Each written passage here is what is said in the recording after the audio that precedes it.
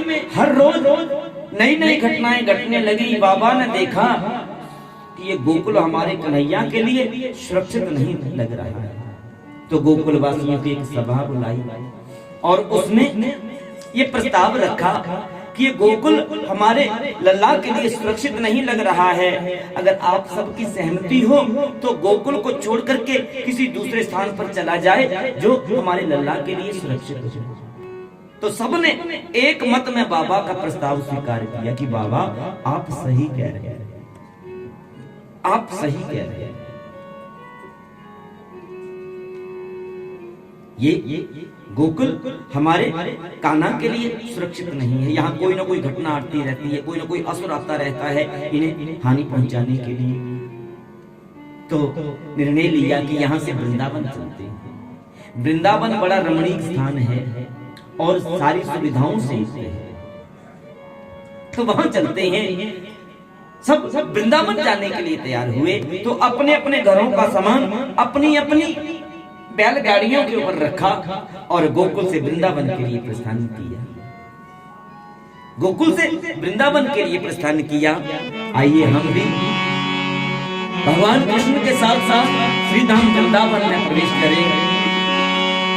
बोलिए वृंदावन धाम की है।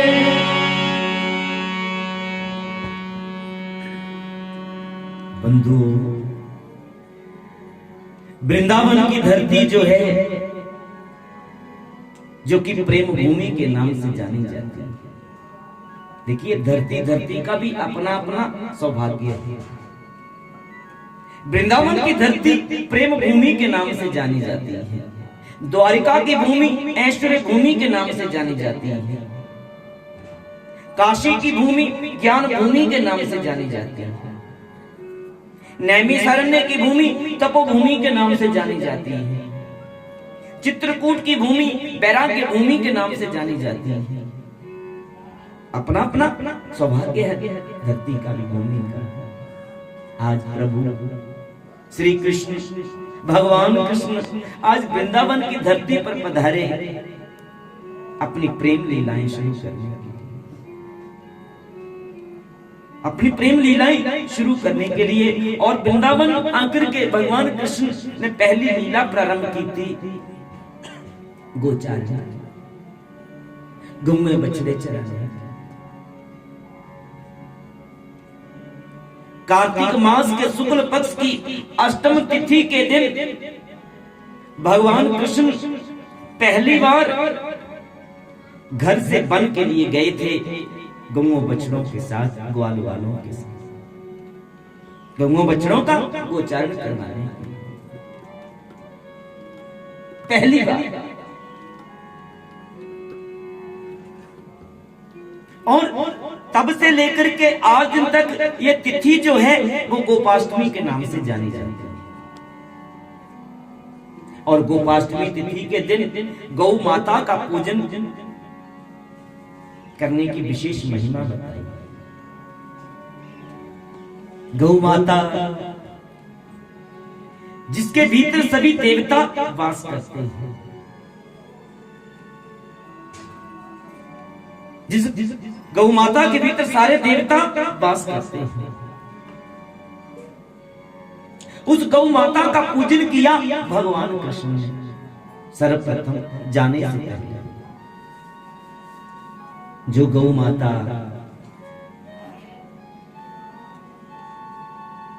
उस गौ माता की आज वर्तमान में बड़ी ही शोचनीय स्थिति, बड़ी ही शोचनीय परिस्थिति से गुजर रही है वो गौ माता।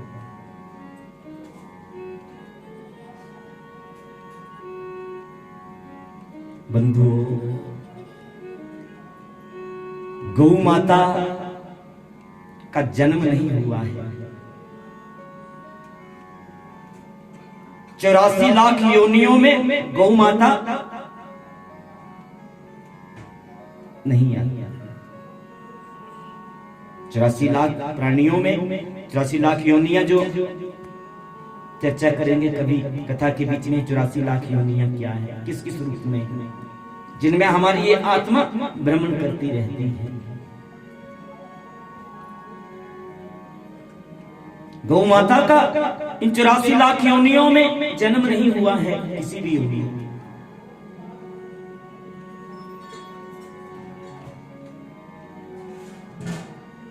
गौ माता प्रकट हुई है, गौ माता का प्राकट्य हुआ है। मालूम है कैसे? देखिए, समय की संकीर्णता के कारण पिछले कल हम सागर मंथन के प्रसंग को प्रणाम नहीं कर पाए विस्तार के साथ। सागर मंथन के समय सागर से 3 जीव रत्न प्रकट हुए, 3 जीव रत्न प्रकट हुए। पहला ऐरावत हाथी, जो देवताओं को प्राप्त हुआ, इंद्र का वाहन बना। दूसरा उच्च सवई घोड़ा, जो राजा बलि का वाहन बना, दैत्यों को प्राप्त हुआ। और तीसरा गौ माता, गौ माता।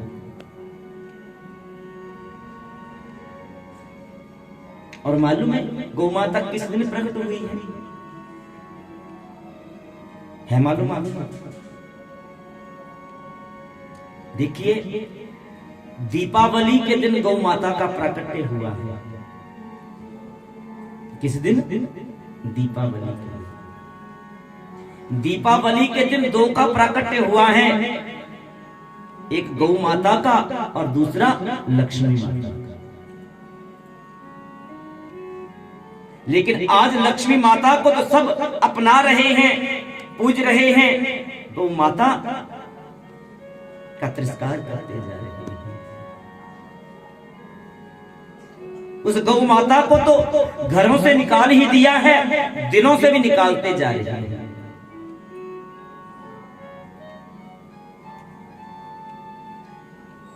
सुबह के समय में गौ माता का प्राकट्य हुआ है दीपावली के दिन, और शाम के समय में लक्ष्मी माता का प्राकट्य हुआ। पुराणों में, शास्त्रों में ये बात स्पष्ट बताई गई है कि उसी का लक्ष्मी पूजन जो है, लक्ष्मी पूजा जो है, वो भगवान को स्वीकार होगी, लक्ष्मी मैया को स्वीकार होगी, जो गौ पूजा करेगा, जिसके भीतर गौ भक्ति होगी, गौ सेवा। तो हमें लक्ष्मी पूजा पर ही ध्यान नहीं देना चाहिए, गौ पूजन की तरफ भी ध्यान देना चाहिए।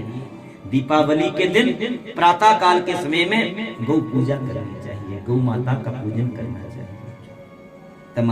तभी हमारी लक्ष्मी पूजा जो है वो सफल होगी, सार्थक होगी और हम पर कृपा होगी। गोतंत्र शास्त्र में एक बात स्पष्ट बताई है कि हम जिस भी मंत्र का जाप करें, जिस भी नाम का जाप करें, जिस भी कार्य को करें, वो सिद्ध होगा, वो तभी सिद्ध होगा अगर हमारे जीवन में गौ भक्ति है, गौ सेवा है।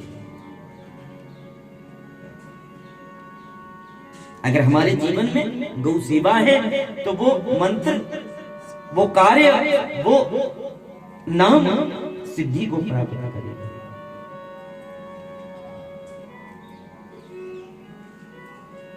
कभी ठाकुर जी ने कृपा की, गौ कथा के माध्यम से सहयोग हुआ, तो विस्तार से गौ महिमा का गुणगान करने का प्रयास करेंगे, आपको बताएंगे गौ महिमा क्या है। जिस गौ माता को हमने आज त्याग कर दिया है, घरों से भी और दिलों से भी, और वो गौ माता इस धरती पर इस स्थिति में गुजर रही है, विचरण कर रही है कि उसके सिर के ऊपर, उसकी गर्दन के ऊपर हर समय छुरी लटकी हुई है, हर समय छुरी लटकी हुई है।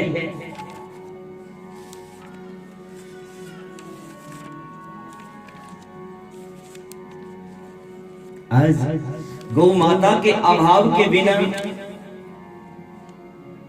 हमारे सूर्य मंडल की 1/3 एनर्जी जो है वो बेकार में जा रही है, जिसका कोई सदुपयोग नहीं हो रहा।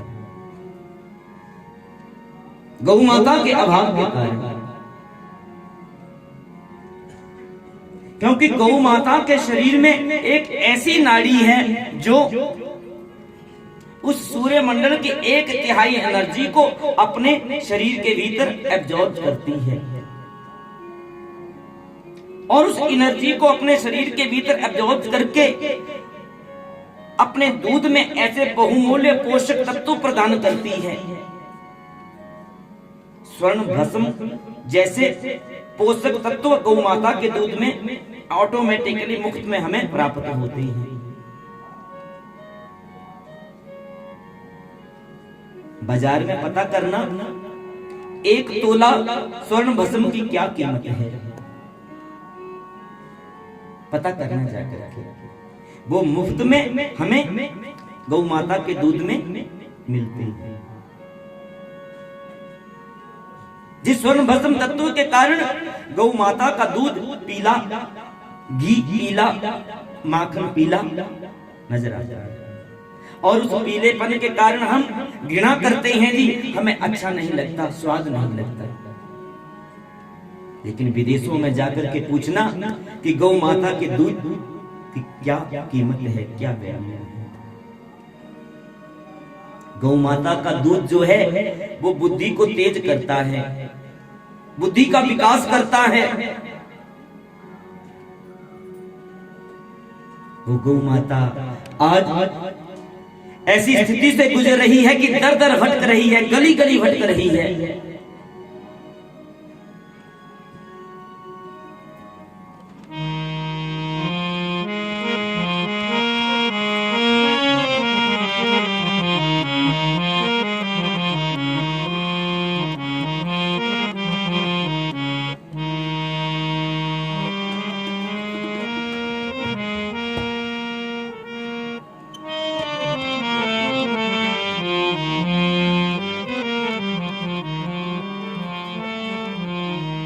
इस पापी युग में गौ माता का कोई नहीं रखवाला, हे गोविंदा गोपाला, हे गोविंदा गोपाला, हे गोविंदा गोपाला, हे गोविंदा गोपाला। इस पापी युग में गौ माता का कोई नहीं रखवाला,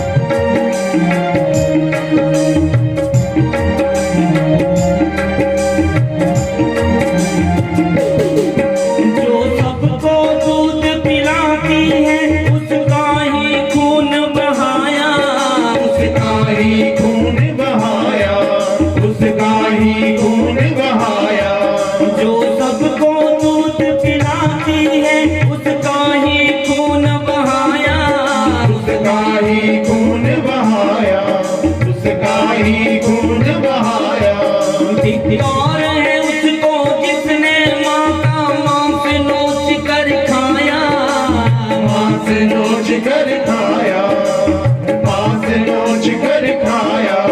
धिक्कार है उसको जिसने माँ का मांस नोच कर खाया, मांस नोच कर खाया, मांस नोच कर खाया।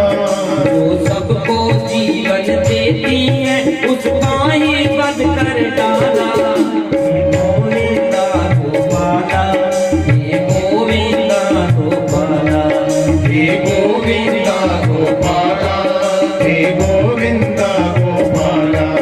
इस कलयुग में गौ माता का कोई नहीं रखवाला, हे गोविंदा गोपाला, हे गोविंदा गोपाला, हे गोविंदा गोपाला, हे गोविंदा गोपाला।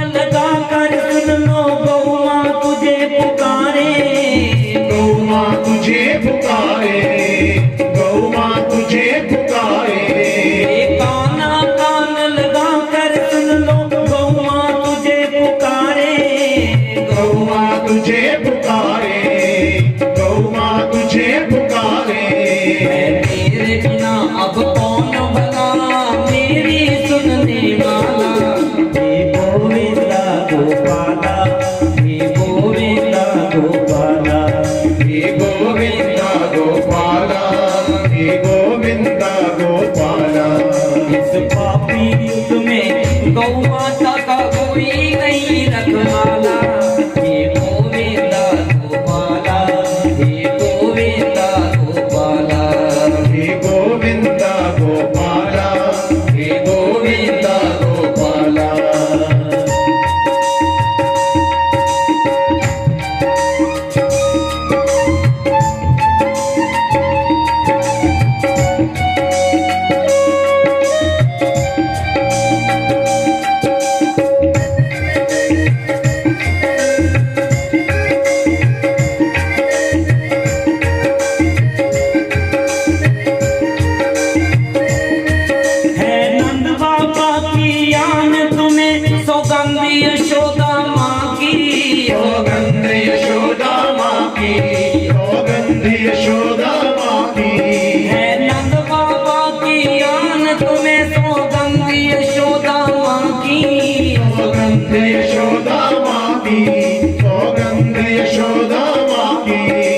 रक्षा करो गोधन की फिर से सजे मनोहर झांकी, सजे मनोहर झांकी, सजे मनोहर झांकी।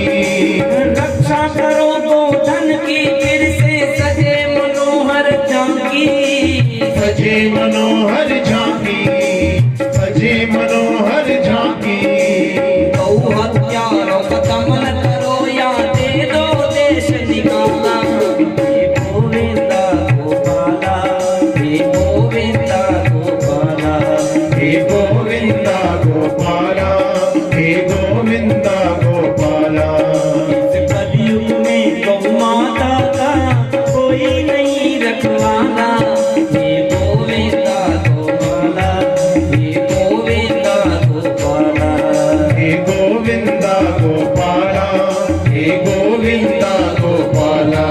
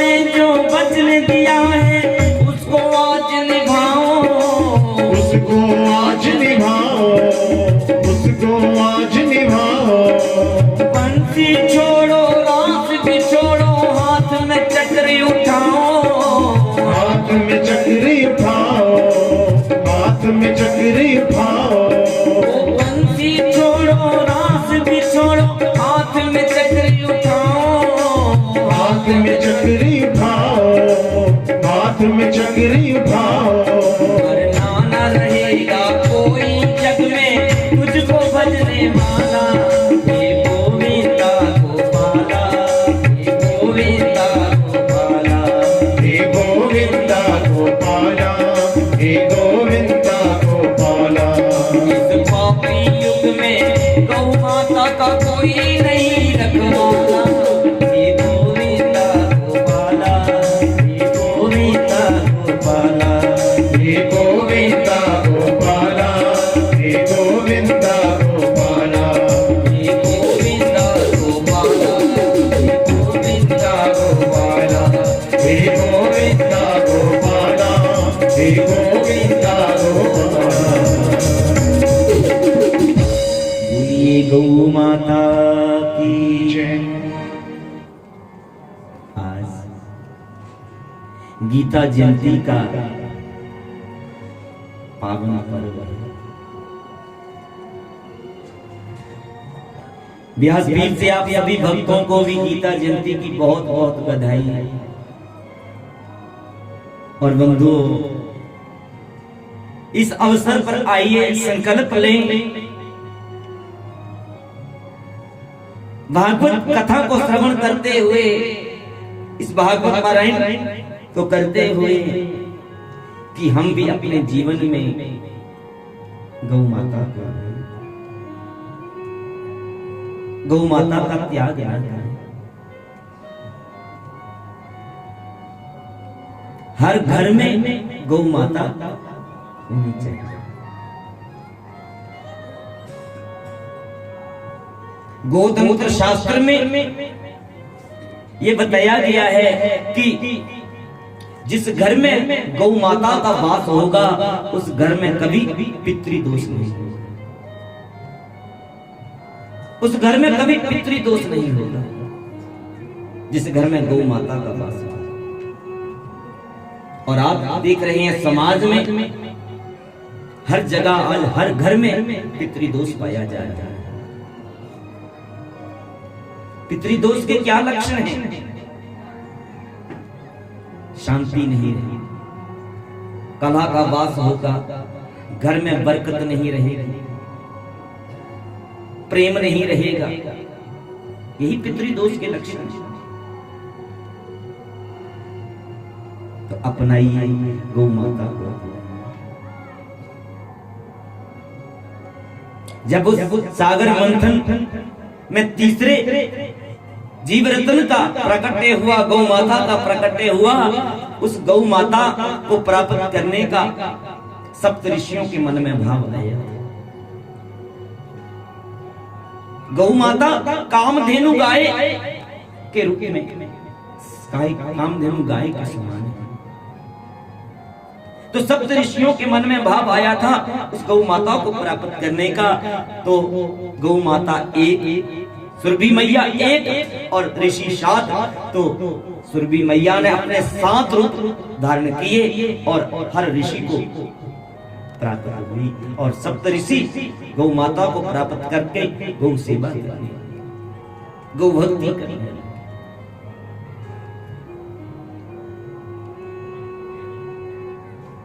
इसी गौ माता की सेवा के लिए भगवान कृष्ण नंगे पैर चले हैं वन में। जितने दिन वृंदावन में रहे, माता यशोदा नंद बाबा उन ग्वाल वालों के संग रहे हैं, नंगे पैर रहे हैं, पांव में जूता तक नहीं डाला।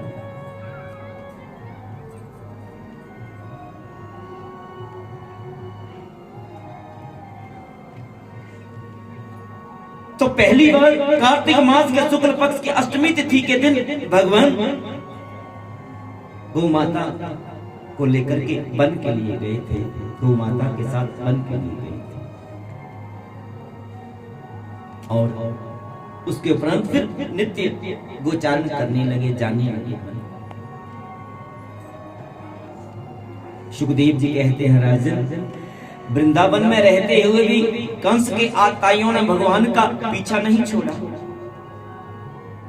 दिन दिन दैत्य कंस ने मारने के लिए भेजे, लेकिन जो भी मारने का भाव लेकर के आया भगवान कृष्ण के पास, वो मृत्यु को प्राप्त करके मोक्ष को प्राप्त किया।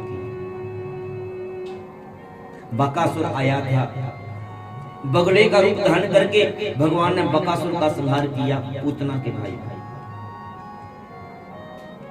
बत्सासुर आया था, बछड़े का रूप धारण करके भगवान ने बत्सासुर का संहार किया। अगासुर आया था, अजगर का रूप धारण करके भगवान ने अगासुर का संहार किया। ये बत्सासुर अज्ञान का स्वरूप बताया है भागवत में, बकासुर दंभ का स्वरूप बताया है भागवत में, अगासुर पाप का स्वरूप बताया है भागवत में।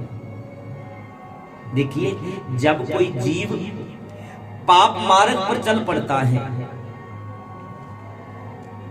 जब कोई व्यक्ति मनुष्य पाप मार्ग पर चल पड़ता है, पाप के बीच में फंस जाता है, तो उसे भगवान या भगवान की कृपा ही पाप से दूर करती है, पाप मार्ग से बाहर निकालती है। और इस बात को भगवान ने अपनी लीला के द्वारा समझाया अगासुर का संहार करते हुए, अगासुर का संहार करते हुए। ये अगासुर एक अजगर का रूप धारण करके आया था भगवान को मारने के लिए, और उस रास्ते में आकर के बैठ गए थे जिस रास्ते से होकर के भगवान गूंगे बछड़े लेकर के जाते थे।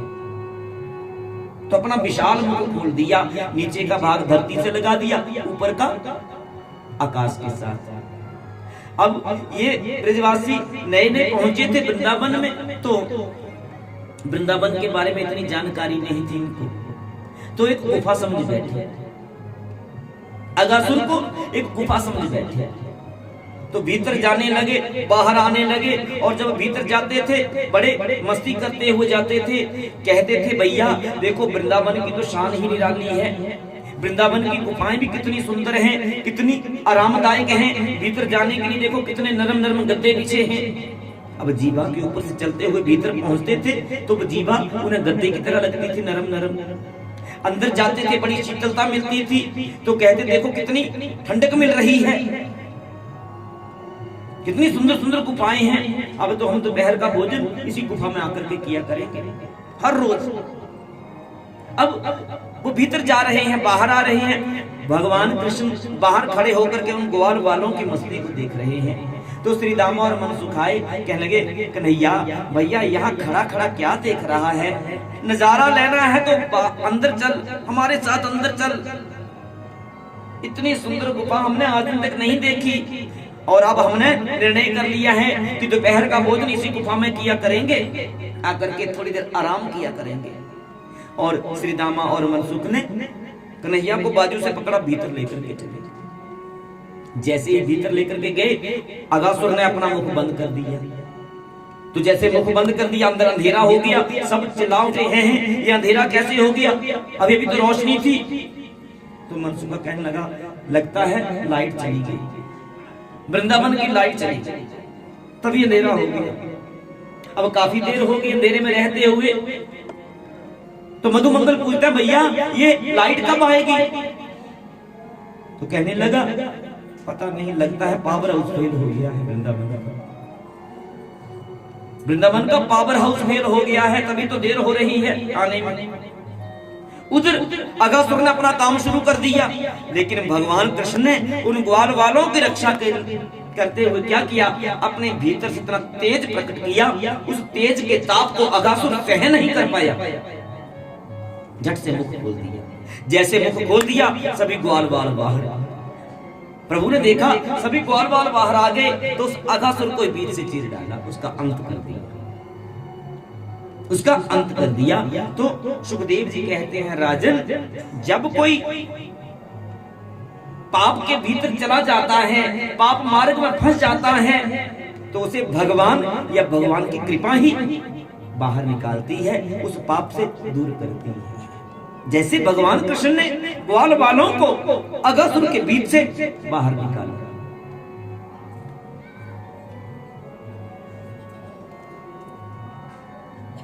ऐसी ऐसी लीलाएं भगवान वृंदावन में की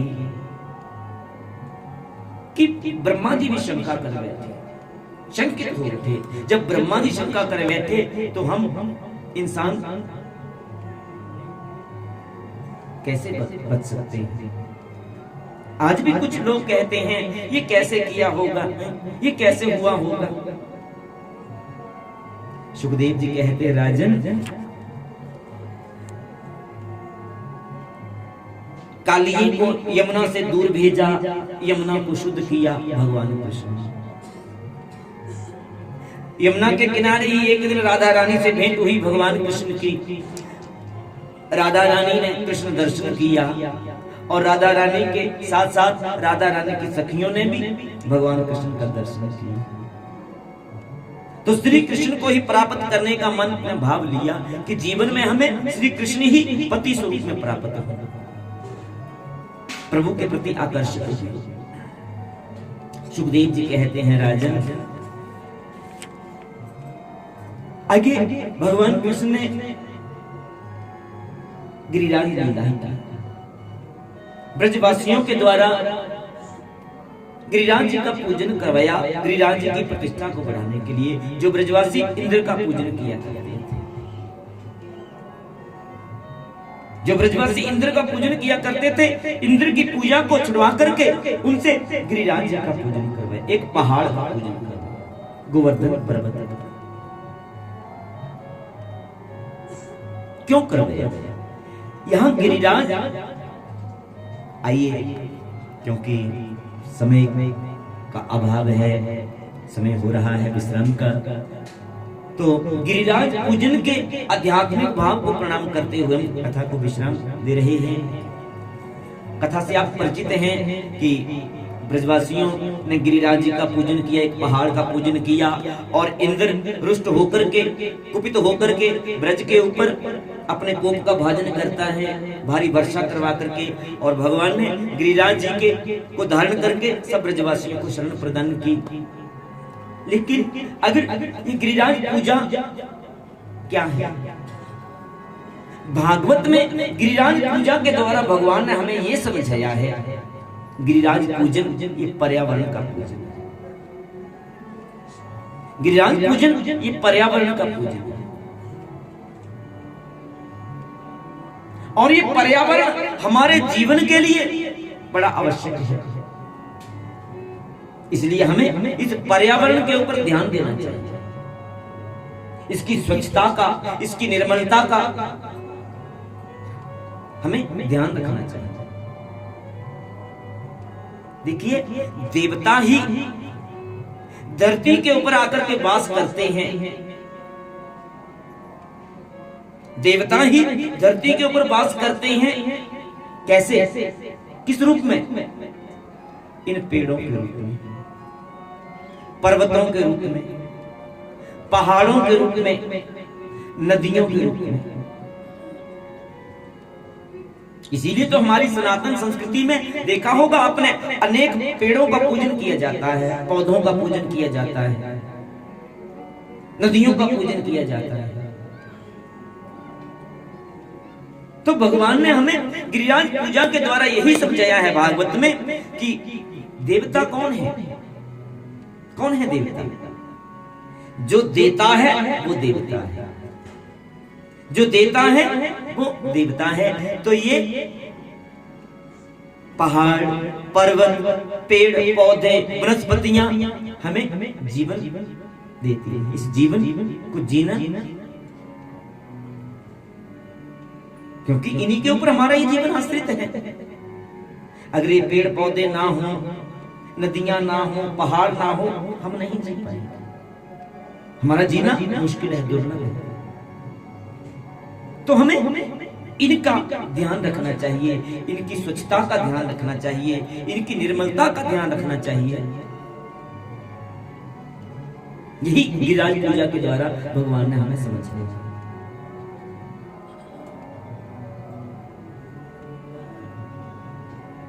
जब इंद्र ने अपने कोप का भाजन किया ब्रज के ऊपर, जब मालूम चला कि ब्रजवासियों ने मेरी पूजा का बहिष्कार किया है, तो प्रलयकारी मेघों को आदेश किया कि ब्रज को के ऊपर बरस करके ब्रज को बर्बाद कर दो, नष्ट कर दो। तो मेघ आकर के भयंकर वर्षा करने लगे, गर्ज गर्ज करके बरसने लगे, भीषण वर्षा करने लगे। सब ब्रजवासी घबरा गए। सब ब्रजवासी घबरा गए। आकर के भगवान कृष्ण के पास पहुंचे कि कृष्ण कृष्ण महाभाग त्वमनाथम गोकुलम प्रभो त्रातुमर्हसि देवाना कुपिताद भक्तवत्सल कुपिताद भक्तवत्सल। सब ब्रजवासी आकर के श्री कृष्ण के पास पहुंचे। कृष्ण हमें हमारी रक्षा करो, हमारी रक्षा करो, इंद्र के कोप से हमें बचाओ। भगवान कृष्ण ने कहा भैया इस विषय में मैं आपकी कोई सहायता नहीं कर सकता, मैं कुछ नहीं कर सकता। तो मधुमंगल श्री रामा कहने लगे ये है ही ऐसा, ये करता ही ऐसे है। हमें भी वन में गोचारण करवाते हुए हमें लड़ा देता है आपस में, और फिर आकर के बीच में समझाने भी लगता है। ये खुद ही उल्ट काम करवाता है और फिर पीछे हट जाता है। ये है ही ऐसा। भगवान कृष्ण ने कहा भैया मैं ऐसा थोड़ी कह रहा हूं, क्यों? तुमने ही तो कहा था कि गिरिराज जी का पूजन करो, अब कह रहे कि मैं कुछ नहीं कर सकता। तो मैं ठीक ही तो कह रहा हूं कि मैं कुछ नहीं कर सकता, गिरिराज जी कर सकते हैं। जिनका आपने पूजन किया वही कर सकते हैं। आपने देखा ना, वही आपके देव हैं, आपको दर्शन दिए ना उन्होंने, आपकी पूजा के ऊपर प्रसन्न होकर के, खुश होकर के, तो वही कर सकते हैं। चलो गिरिराज जी की शरण में चलो, गिरिराज जी से प्रार्थना करो। सबको लेकर के गए प्रभु और गिरिराज जी के सम्मुख खड़ा कर दिया। कहा आंखें बंद करके अब ध्यान से गिरिराज जी से प्रार्थना करो, हे गिरिराज जी हम आपकी शरण में हैं, हमारी रक्षा करो, इंद्र के कोप से हमें बचाओ। जब सब ब्रजवासी इस प्रकार गिरिराज जी की तलहटी में जाकर के प्रार्थना करने लगे, सुखदेव जी कहते राजन भगवान कृष्ण ने बातों ही बातों में उंगली, कनिष्का उंगली के ऊपर गिरिराज जी को धारण किया। सभी ब्रजवासियों ने कहा ब्रजवासियों आओ, गिरिराज जी ने आपको शरण प्रदान की। सब ब्रजवासी गिरिराज जी के नीचे आ गया, गिरिराज जी आकर के शरण प्राप्त की। सुखदेव जी कहते राजन 7 दिन तक लगातार मेघ बरसते रहे, लेकिन वो ब्रजवासियों का बाल भी बांका नहीं कर पाए। भगवान ने अपने सुदर्शन को आदेश किया कि इंद्र जितना भी जल बरसा रहा है सारे जल को उसको डाले, सारे जल को उसको डाले। मेघ जल बरसाते रहे और सुदर्शन चक्कर उस जल को सोखता रहा। बादल थक गए, बादल थक गए, निराश हो गए।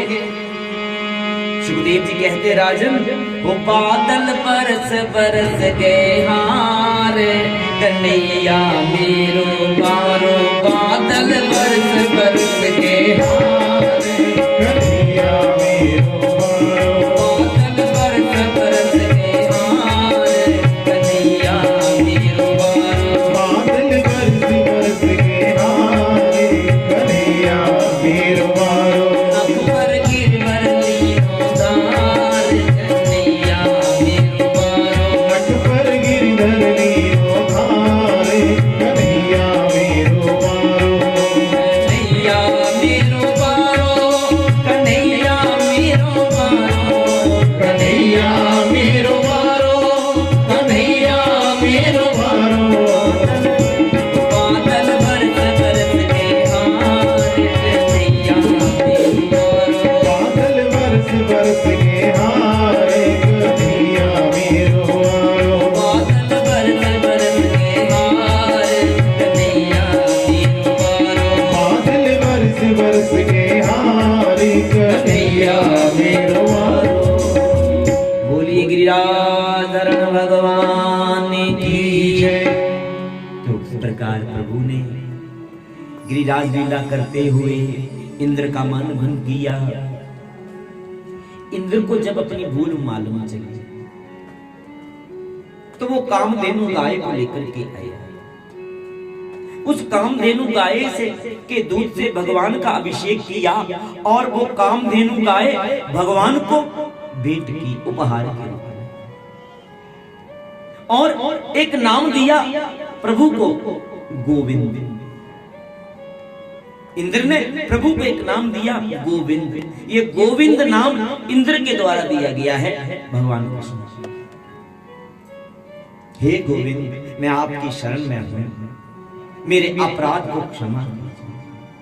आकर के इंद्र दंडवत प्रणाम करने लगा, अपने अपराध की क्षमा मांगने लगा।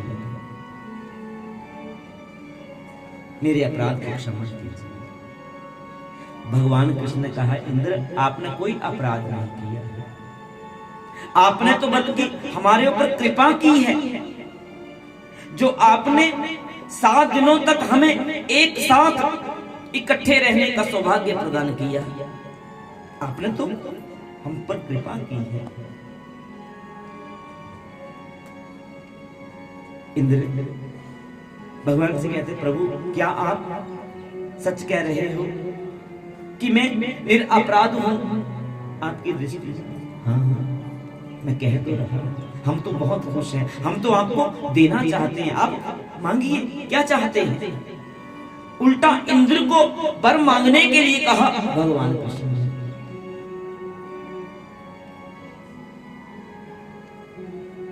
इसलिए कि आपने तो हमारे ऊपर कृपा की, जो हम सबको एक साथ रहने का अवसर प्रदान किया। इतना समय वर मांगने के लिए कहा, तो जब वर मांगने के लिए कहा तो इंद्र ने भगवान से यही चाहा, यही प्रार्थना की कि प्रभु मेरे ही अंश से अर्जुन धरती पर आएगा, मेरे ही अंश से अर्जुन धरती पर आएगा, बस उसे अपनी शरण में रखना, उसे अपनी शरण में रखना प्रभु, उसकी रक्षा करना, उसे अपनी शरण प्रदान करना। प्रभु ने, भगवान कृष्ण ने इंद्र को आश्वासन दिया कि ऐसा है। और अर्जुन को भगवान ने अपनी शरण में रखा, अपने सखा के रूप में। आप सब जानते हैं। तो इस प्रकार प्रभु ने ये गिरिराज लीला की। देखिए गिरिराज जी की क्या महिमा है।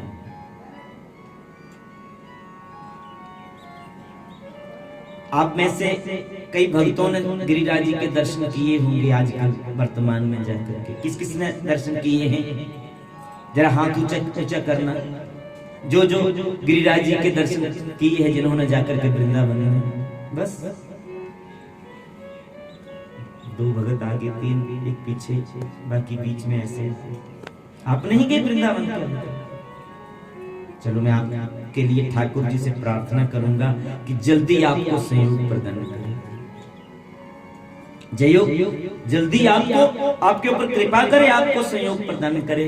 देखिए हम बहुत जल्दी वृंदावन में कथा करने जा रहे हैं, अपने वार्षिक तीर्थ परायण की कथा करने के लिए, क्योंकि हम वर्ष में एक बार किसी तीर्थ पर कथा करने के लिए जाते हैं, तीर्थ परायण करने के लिए जाते हैं, और जाते हैं तो भक्तों को साथ लेकर के जाते हैं। वहां पर उन भक्तों को हम अवसर देते हैं कथा पारायण में भाग लेने का, जिन भक्तों के मन में इच्छा होती है कि हम भी भागवत करें, लेकिन वो अनेकों कारणों से भागवत नहीं कर पाते। कहीं धन का अभाव आता है, कहीं घर में स्थान का अभाव आता है, क्योंकि आजकल मकान भी ऐसे हैं कि स्थान ही नहीं होता। कहीं पर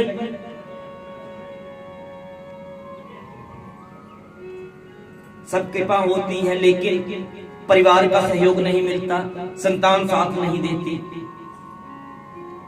अनेक कारण आते हैं जिस कारण भक्त जो हैं वो भागवत का पारायण नहीं कर पाते। तो हमने ये संकल्प लिया है कि वर्ष में एक कथा जो है वो किसी तीर्थ पर जाकर के किया करेंगे, ताकि उन भक्तों को अवसर दिया जा सके कि वो कथा कर सके, कथा पारायण कर सके। इसके लिए हम भक्तों से कोई विशेष पैसे नहीं लेते कि आपको कथा करवाने के लिए ले जा रहे हैं, तो आप ये हम अपनी भागवत परिवार की तरफ से करते हैं। भक्तों से हम क्या लेते हैं, सिर्फ जो आने जाने का खर्चा होता है गाड़ी का, और जो रहने का वहाँ खाने पीने का खर्चा होता है वो, क्योंकि हमारा भागवत परिवार भी इतना समर्थवान नहीं है कि हम ये सब अपनी तरफ से कर सकें। प्रार्थना करते हैं कि इस योग्य हमारे भागवत परिवार को प्रभु शक्ति प्रदान करना कि हम ऐसे फ्री में भक्तों को ले जाकर के कर सके, लेकिन अभी तक ये सुविधा नहीं है। तो इसके लिए जो भी खर्चा निर्धारित होता है, आने जाने का गाड़ी का जो किराया बनता है, वहां पर रहने और खाने पीने का जो खर्चा बनता है, 7-8 दिन का लगभग वृंदावन में अभी जो हमने कोरोना से पहले कथा की थी तो 5000 के करीब खर्चा आया था एक भगत का, आने जाने का, रहने का, खाने पीने का, घूमने का सारा वहां पर, तो एक भगत का। तो उस हिसाब से हम बता दिया जाता है कि इतना खर्चा पड़ रहा है। जो भी वहां साथ चलना चाहे, वहां पर उस भगत को हम भागवत पारायण करने के लिए अवसर देते हैं। दैनिक यजमान के रूप में ले, चाहे वो मुख्य यजमान के रूप में ले, उसके ऊपर निर्भर करता है कि वो समय दे पाता है कि नहीं। लेकिन इससे हम कथा के लिए कोई उससे विशेष मांग नहीं करते, उसकी अपनी श्रद्धा है, वो दे या ना दे। साथ में जितनी भी वहां पर लंगर सेवा चलती है, रहने की या व्यवस्था जो भी करनी पड़ती है, हमारे भागवत परिवार के जो पंडित प्रवीण जी हैं, जो कि अध्यक्ष ही समझ लो इस परिवार के, तो इन्हीं की कृपा से ये कार्यक्रम चलता है। और इन्होंने ही थोड़ा हिम्मत करी, तभी ये 2017 से ये यात्रा प्रारंभ हुई है। पहली कथा हरिद्वार में की थी, दूसरी कथा वृंदावन में की थी, तीसरी कथा हमने द्वारिका में की थी, चौथी कथा गंगा सागर में रखी थी। लेकिन कोरोना आ गया बीच में, तो सब धरा का धरा रह गया, और कोरोना के बाद कोई भी भागवत कथा किसी तीर्थ पर नहीं हो पाई। तो ये रखा है, निर्णय लिया है कि हर वर्ष अलग तीर्थ का चयन किया करेंगे और वहां जाकर के कथा किया करेंगे 7 वर्ष में एक बार।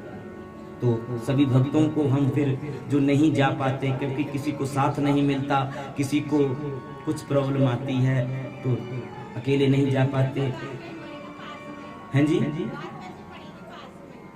हाँ, द्वारका में जा आए हैं, अब ठाकुर जी द्वारा बुलाएंगे तो जरूर आएगा। द्वारिका में जाट धर्मशाला में हमने वहां कथा की थी। अहमदाबाद होते हुए आए थे वापस, लेकिन रात्रि के समय में पहुंचे थे इसमें। तो जरूर आप चलिएगा। हमने आपको बताया ही है कि हमारा जो फेसबुक पे सोशल पेज है, साइट का ऑफिशियल पेज है जागरण एवं भागवत परिवार, उस पे हर कार्यक्रम की अपडेट आपको मिलती है।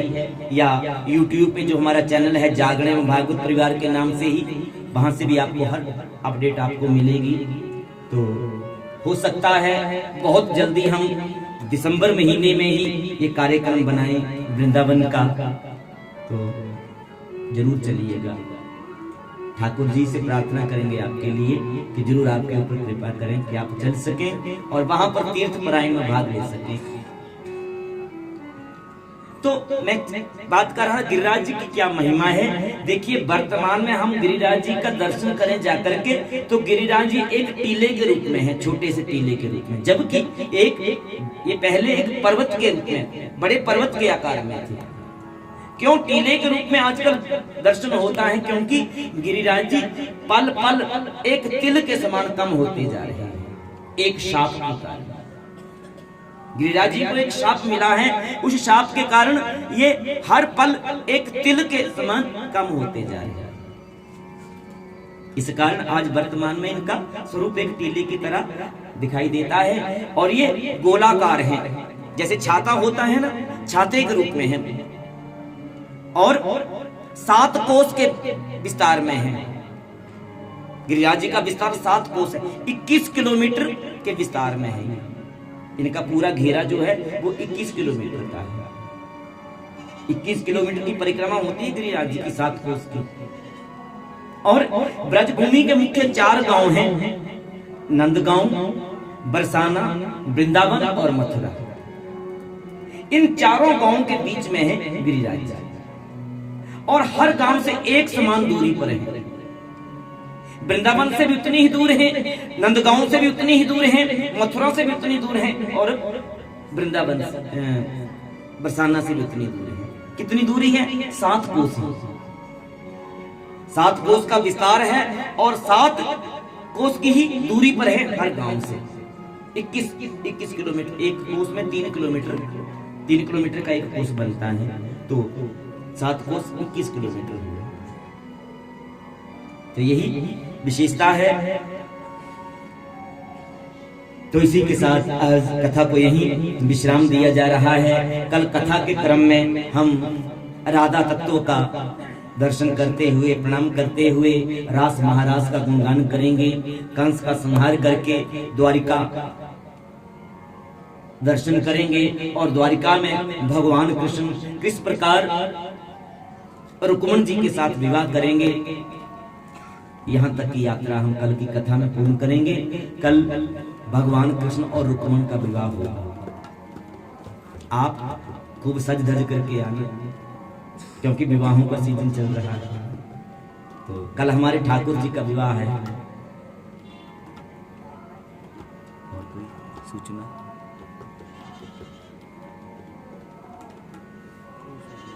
अगर झांकी की व्यवस्था हुई तो झांकी के दर्शन करवाएंगे आपको भगवान कृष्ण का और रुक्मण का विवाह का। लेकिन अगर व्यवस्था बनी तो उपलब्ध हुए हमें व्यवस्था तो आइए मंगलमय आरती का गान करके आज की कथा को विश्राम दें।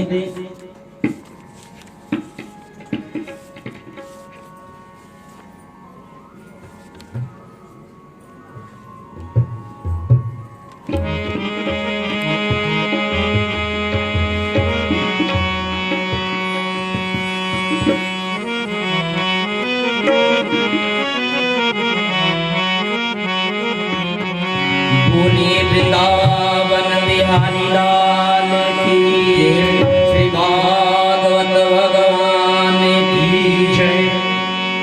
आरती श्री ब्रिजराज कुंवर की, नंद नंदन श्री राधा की। आरती श्री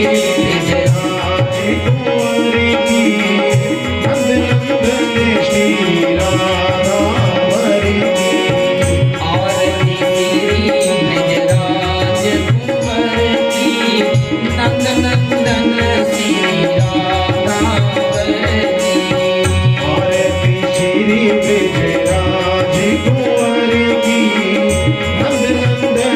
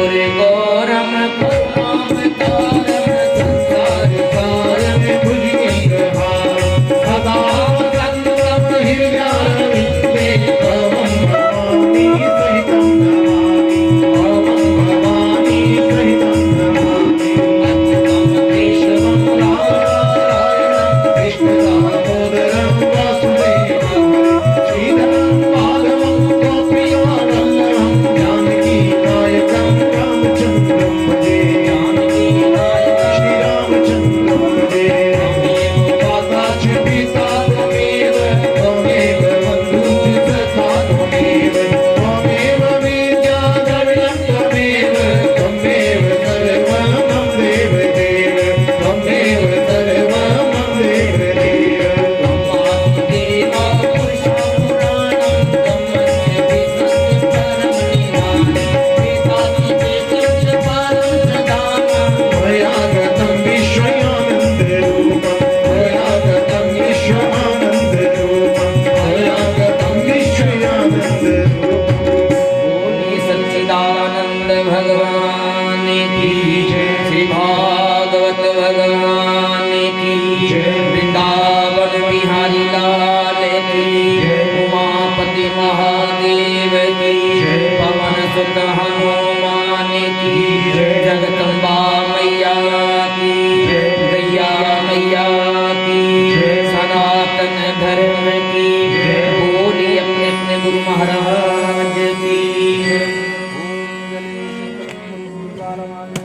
देवतादिवन्दनं कुर्यात् सर्वेषां देवानां कर्पूर आरार्तिकं समर्पयामि पुष्पाणि